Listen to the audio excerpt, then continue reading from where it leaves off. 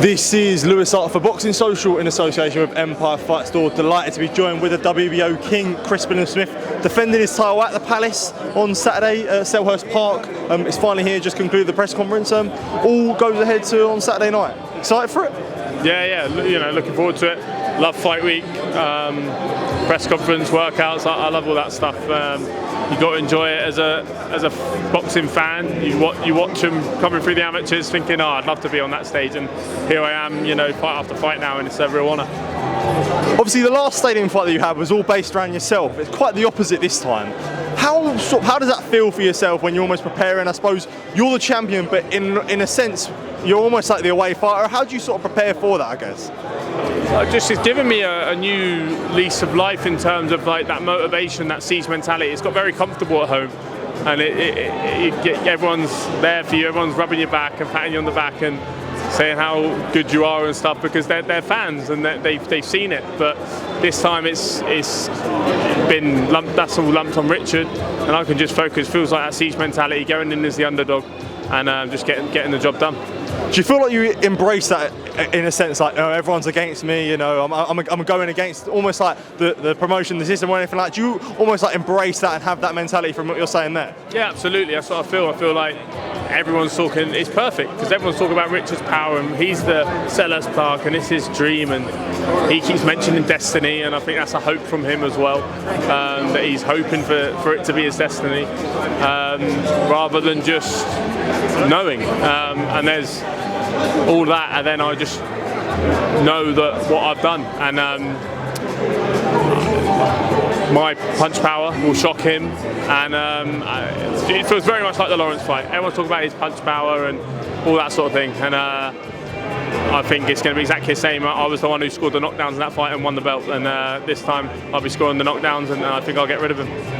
A big thing throughout the fight was obviously the comments that he made in the gloves are off, where he talked about, you know, you haven't won many rounds in your last 3 fights, you've been deteriorating. That was a big thing. Do you feel like he is in for a shock, and he may be taking too much from the first fight, I guess, when that you haven't really taken too much from the first fight as opposed to him?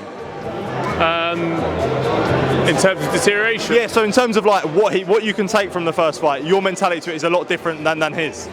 Oh yeah, the experience I've gained is crucial, and it's what he's lacking, because you can't buy experience, you can't fake it, you can't steal it, you have to go through it, and then you have the experience, and this is a big step up in terms of experience for him,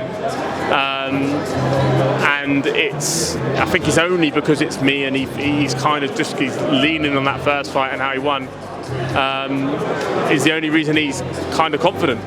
But when you look at the last couple of years and you look at what I've been through and what he's done, he's had 4 minutes in the last 16 months. I had 10 rounds of Masterneck and 12 rounds of Lawrence. 8 rounds of Masterneck and 12 rounds of Lawrence. So that experience compared to the level he's had is and that's the biggest factor in this fight, is that experience. I was about to say that. Like, do you think all the experience that you've had and the level of competition that you've been fighting, as opposed to him, will end up paying dividends because you've almost like the improved fighter since that fight? Yeah, and you know, Masterneck, I didn't have it my own way, but I came through and won by a stoppage, and that's an experience you've got to have, and you've got to deal with all those things, and it's a real string to my bow. Last question from myself. I did have to ask you about that gloves are off. There was sort of all sorts of things going on. Him reading that poems of turning you to ashes and that. I mean, I suppose the overall behaviour of Riakporhe is something that's always been a bit interesting, I suppose, as an opponent, with his attitude towards you. What do you really make of all the sort of the antics that come with it?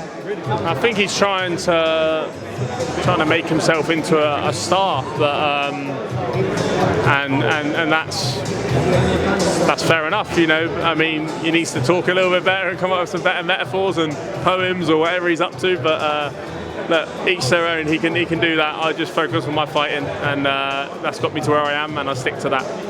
Chris, appreciate your time as always, and all the best for Saturday, mate. Top man, thank you, mate. Cheers.